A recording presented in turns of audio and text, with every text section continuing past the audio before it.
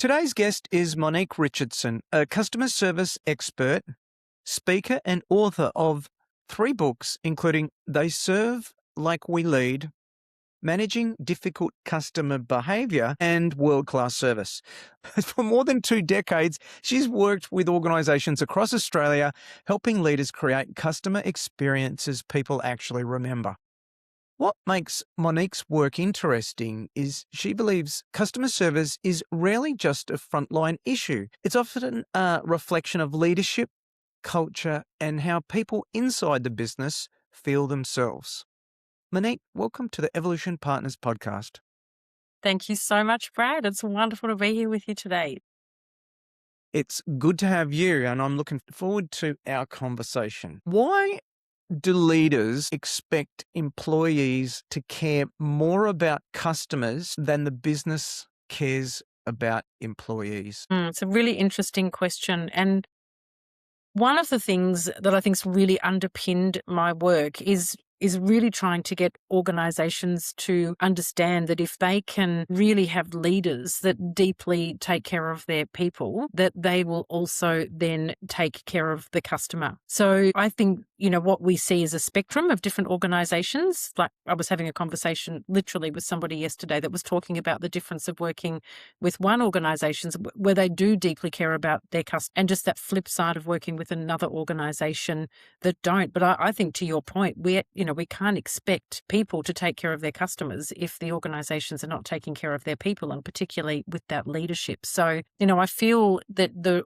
I do work with a number of organizations that have deeply committed leaders that genuinely are taking care of their people, and they're seeing the results. They're seeing the results in terms of business results, in retention, in, productivity, and just employee engagement, because they do have leaders that are focused on their people, and conversely, the ones that don't, are seeing really, really different results. So, I do feel that I'm very fortunate to work with some incredible organizations that do deeply care about their people, and we see that reflected in the service as well. I think I'd love to be corrected, but I think that it's not just look after your people and then your people will look after customers. I mean, it feels like there's more to it than just that. What do you think? What else is there? There's so much. There's so much that goes into, looking at the customer experience. I think for me, it always starts with leadership. So if you've got that leadership focus, that is going to have the single biggest impact on the customer experience. But then we also look at a number of things that team members also need. So that is also looking at things like, training. It can be empowerment, coaching, looking at processes, looking at the whole customer experience design, and looking at even the whole end-to-end, customer journey, and how we're making that easy for the customers and also for our people. So particularly in the work that I do, the leadership part of that is critical, but there are so many other things that will, impact on the customer experience as well. But certainly in the work that I do and in the experiences that I have had, the leadership, and I'm talking the CEO, whether or not it's the executive leadership team, senior leadership teams, and then, managers, team leaders, and so on, that if everybody is focused around the people experience, so it's beyond the care, it's looking at the whole, employee journey, then that will have a significant impact. What do you think is the difference between the way that we treat employees and the way that we treat customers in the context of what you alluded to there was, A, we've got to care as leaders, and B, we've got to have the systems, the process, a lot of other things in there. I mean, they're all people, right? But it can be very easy in a larger organization, perhaps, to think transactionally. Mm. How do you you can care, you can have the systems, but what is the difference specifically, to find a question in all of that? Yeah, what is it that we do with customers that is analogous, or that we also do with our team members, that makes it sticky, I guess, beyond the systems and processes? Think it's around the experience, Brad. Like, I think if we're thinking about the difference between transactional service and experience-based service, and I look at experience-based service, and it's very much about how we make people feel, and how. So if we look at that, and then if that's translated then again to looking at our people experience and looking at the experience that our people have, then, yes, the processes and systems and the ease of experience and the customer journey is one thing. But if we are focused on creating these experiences for both customers and for people and really focusing, I love that, whole focus about, well, how do we make people feel? How do we make our people feel? How do we make our customers feel? And shifting anything around different mindsets around the transactional versus the very much around the people focus. So what is it about great customer experiences that makes people remember them? I mean, we've all had great customer experiences. We've often remembered them, but what is it about it? Why do you think that people remember these great customer experiences? Is it just a simple case of they're just so rare that they stand out? Or what do you think?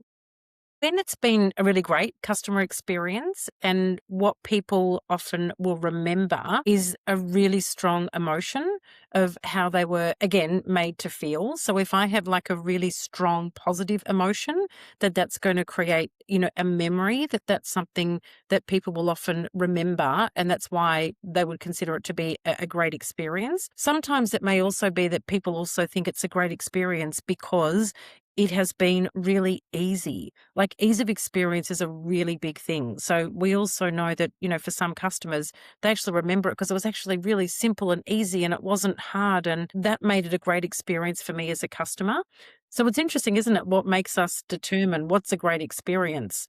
For some people, it might be very high people contact. For other people, it was actually a great experience because I could do it myself and the digital experience was actually easy. But I've certainly found in a lot of my work, discussions, customer interactions, that if I had to say what is the one thing that people remember most about a great experience, it's the people. They remember the person, they remember the interaction, and they remember how someone made them feel. And it might have been a deep level of empathy. It could have been a level of care. It could have been something that they did to go the extra mile or be able to help somebody. So for me, the people and the human interaction is often what people remember, and that can be such a key differentiator because of what that person did or said to be able to take care of that customer in that moment. It's interesting that you say easy. It makes me think about, I had a website problem and it was a problem with payments. Now, there was two parties that were involved. One was Stripe, who provide payment services, and then there was the third party that owns the platform for the website. It's not like our website provider, it's another platform that uses Stripe. So I sent out the problem to both of them at the same point, and within an hour or 90 minutes, Stripe said, they emailed back and they said, we know it's not us because of this and this and this, and here is the evidence. And then it took 4 or 5 days for the platform provider to get back, only to say, oh, we think it's Stripe, and to have no evidence. And so it was the ease that gave me a better experience with Stripe. So I'd never really thought about it and how easy it is to deal with them as actually being a form of customer service. Yeah.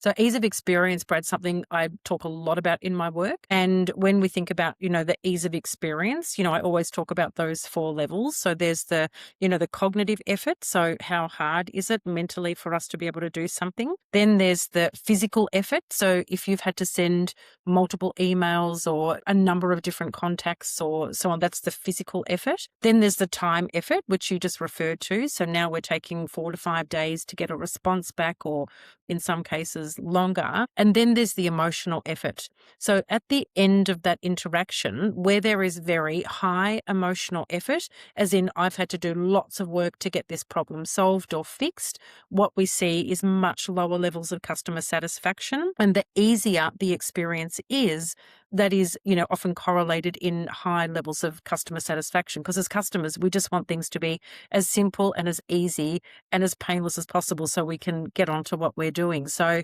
it's a really big part often of my work that I get teams to think about also is, where are things not easy for our customers? How can we make things easier? And, doing that work with leaders and then both team members, because the team members have often got some great ideas about simplifying processes or making things easier easier. And just by asking that very question, how could we make things easier?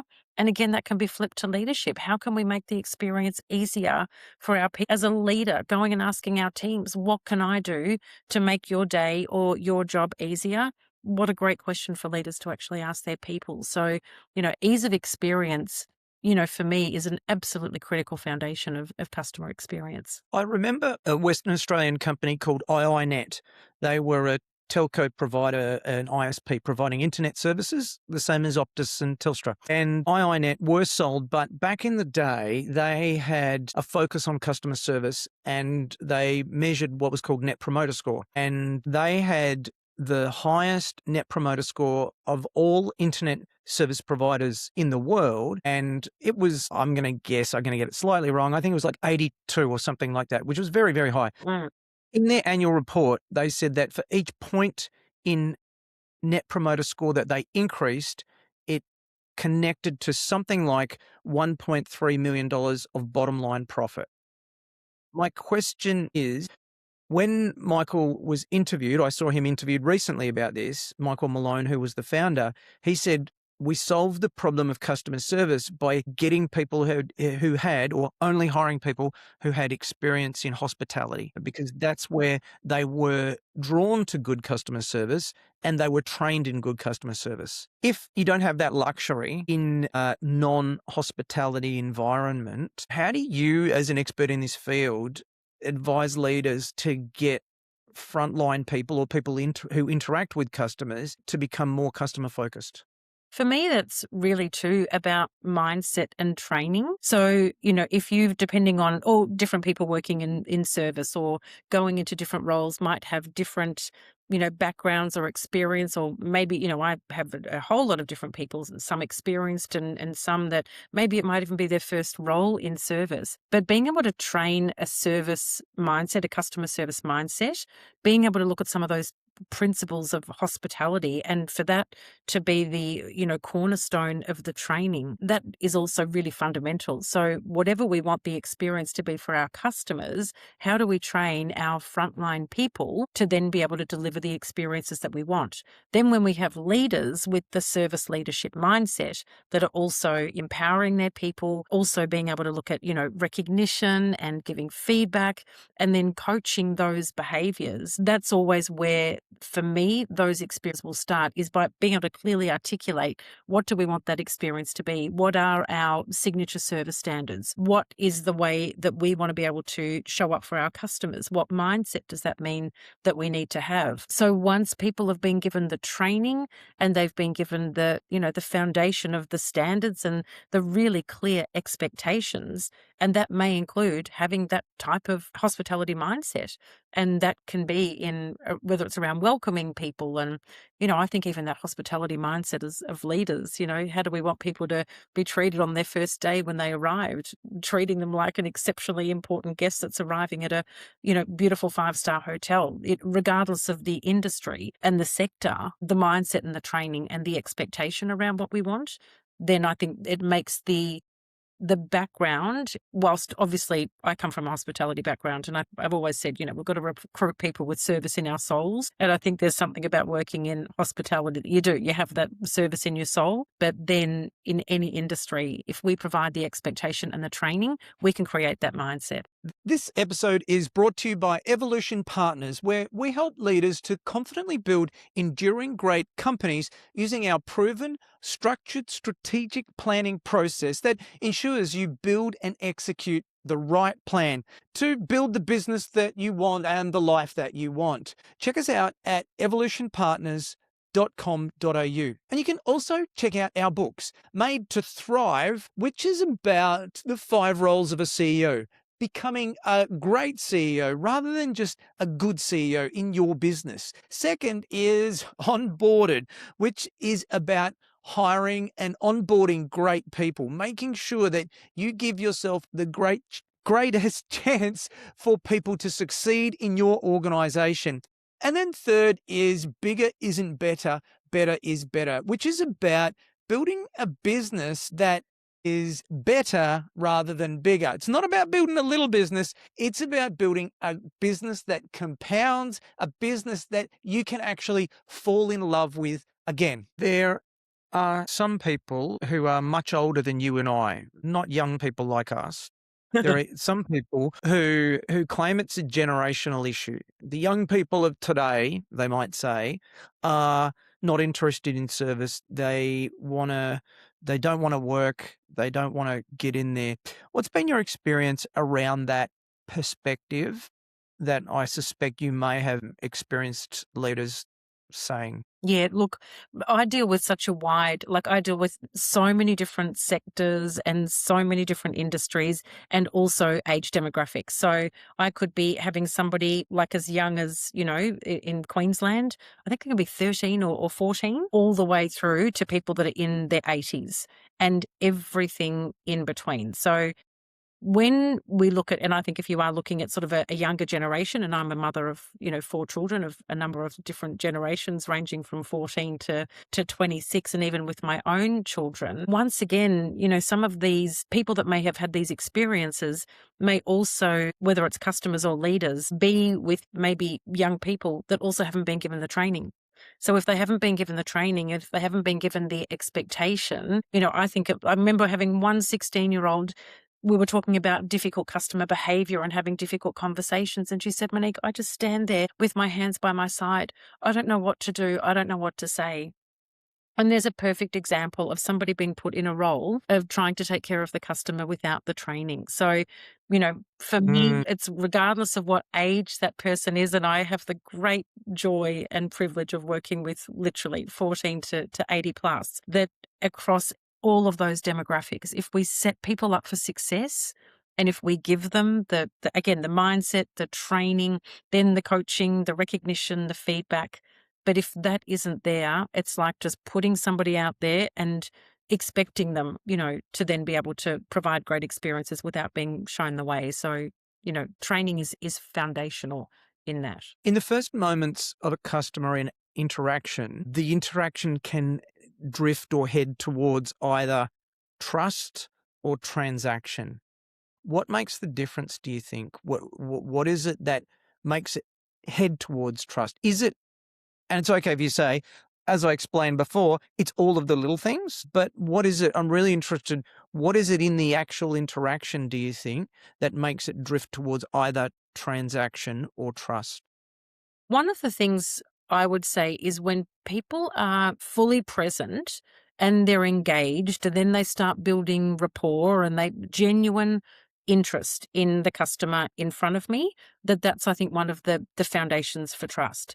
But if people sort of feel that person's not present, and I'm sure we've all had that experience, I have as customers, that it's like the person's there but they're not there, they're elsewhere. But trust is actually built through actions, and trust is built through that initial rapport, particularly as you were asking about those initial interactions. I think further on the customer journey that, trust can then be built because I have done what I say I'm going to do.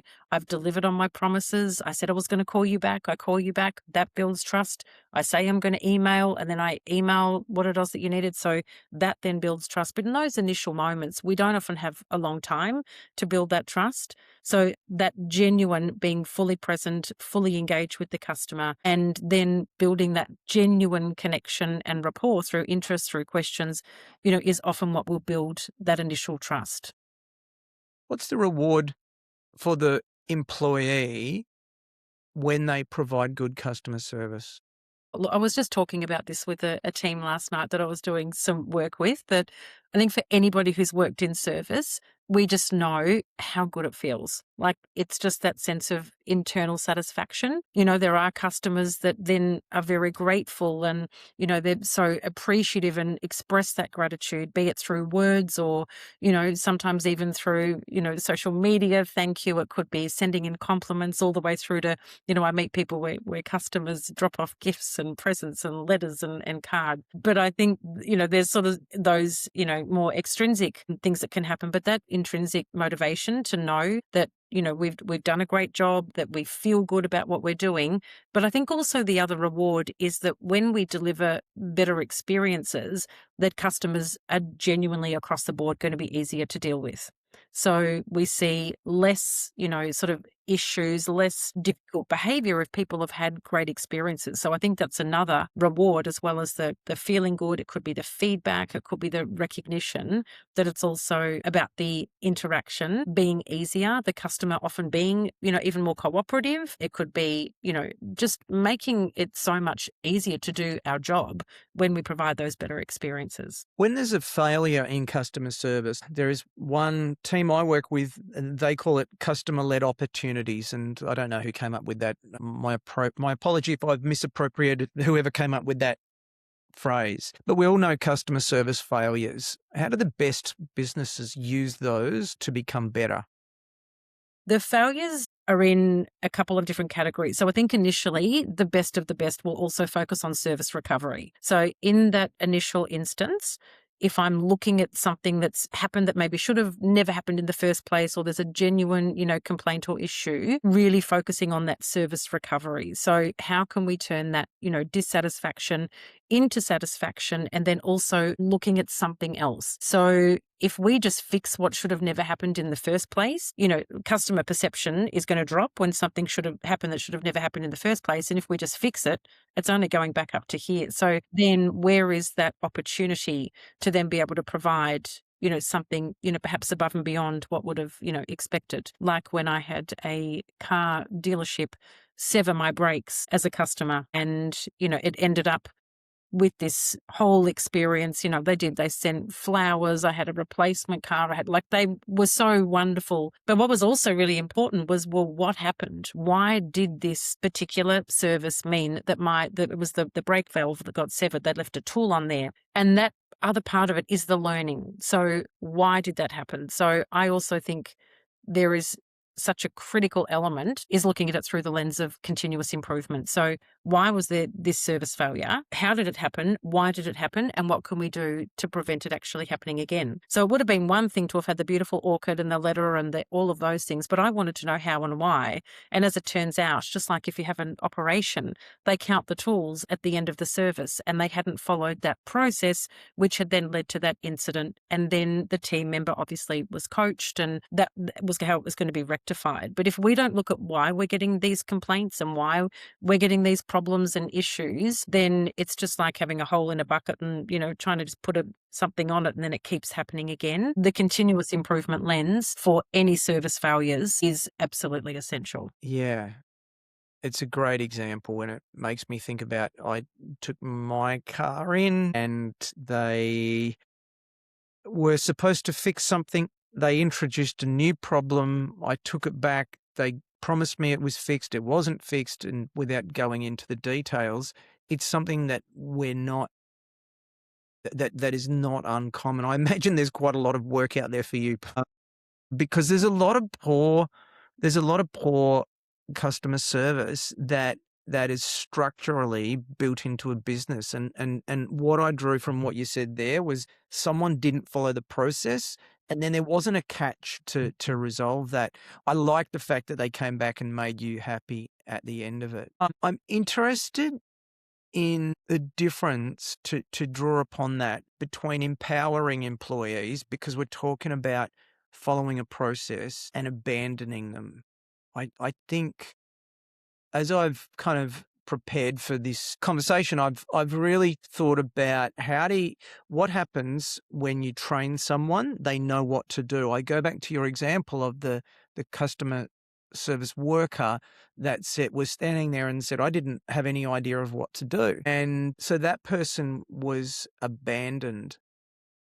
How do we begin to bridge that gap? How do we begin? Because if people are abandoned, I mean, it's easy to say, yes, we need to do training and we can do this and this. But I do think about that. It is a fair case to be made if the person in an environment where something bad has happened, they have been abandoned relating to the business. Because in your example, what you said is, they had flowers and they went over and above as an organization, not an individual.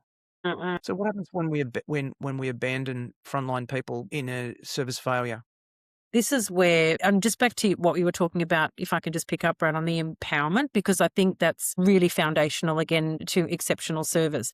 So the empowerment, number one, is knowledge. So we've got to be able to empower our people with knowledge, and that also includes training. So we know people are going to feel more confident when they've got that knowledge. Secondly, is then being able to empower. It could even be around decision making. So I know that I can make this decision and I can do X, Y, or then I have to then refer to my leader. And then the third level of the empowerment is around discretionary spend. So I work across not-for-profit, a lot of work in local government, and in the commercial sectors. So again, this is going to be different depending on the sector. But then I know then that I'm actually empowered and I've got the financial discretion to be able to do X, Y, and Z before, again, I need to involve a leader. So once it's really clear, so I've got the knowledge, I've got the decision making or discretionary spend, people will feel empowered to act. And then, particularly with abandoning where there's been a service failure, particularly if the customer's behaviour then escalates, then the team needs to also feel empowered that then they can reach out to their leader and the leader will then support them. So I have a huge piece of work I do around managing difficult customer behaviour, managing unacceptable customer conduct. So it's also the leader's role to protect their people. Like they are there to protect their people so that if there's been a service failure, then with an escalation, how do I then, step in? I've got a wonderful leader that I work with, Sean, and he always says, just make the decision now, beg for forgiveness later. That's how he empowers his people, which is just awesome. He's all about them being able to just make the best decision you can for the customer. And then, if we need to have a conversation afterwards, we can. But if there isn't that clarity around what I can do, then that's, I think, when the floundering happens. But also, too, that's when now I may be unnecessarily escalating to my leaders because I could be making these decisions that now I'm having to pass on to the next leader and the next leader. It's impacting time, cost. Leaders are busy. They could be then doing something else where the team. So I think empowerment, when people feel empowered to act, that whole quote, the best way to make somebody trustworthy is to trust them. So when people feel trusted, they will genuinely act in not only the best interests of the customer, but also the organization. What's the line, the boundary between when a customer deserves empathy and when they deserve boundaries? Yeah. And look, this is, obviously critical around psychological safety and a huge, huge important area of focus. And having those clear distinctions, we know working in customer service, customers may be upset, they might be angry, they might be frustrated. Like I'm sure, we ourselves may have felt angry or irritated or frustrated, any of those emotions. So there's the line.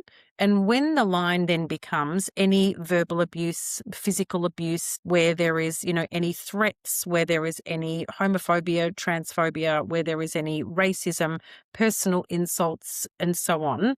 So I have a really clear distinction between the two. And so the team is just very clear of the difference between the two. And so in that instance, once again, there is clarity around what I then need to do. It's one of my huge areas of training that I do. Because if the team then know that I can actually say to that customer, customer X, I really want to help you. I can certainly see this is a really frustrating situation, but if I can please ask if you can refrain from using that language. And then there's different escalation points. And sometimes it's just straight away, they've been so verbally abusive or there's anything in a physical sense. We don't even say that. We go straight to that next escalation point. So those definitions around acceptable and unacceptable, customer conduct or complainant conduct need to be really clear within organizations. We don't want teams or leaders thinking about, oh, is it this or is it that? Like it's really clear. And if the customer, I'm all for empathy and care and service recovery and taking care of our people. But when it comes to my customer service community, I'm like a tiger to protect them, right? We have to be able to protect our people. And if the customer does cross that line, there has to be consequences for that behavior because ultimately our safety and well-being of our people is always going to be the number one priority. And that must be for every organization. That's the thing, right? There are extensive laws and protections around workplace behavior and what's appropriate, what isn't, and very, clear and significant consequences. But when it comes to customer abuse, there's, to the best of my knowledge, very, very little.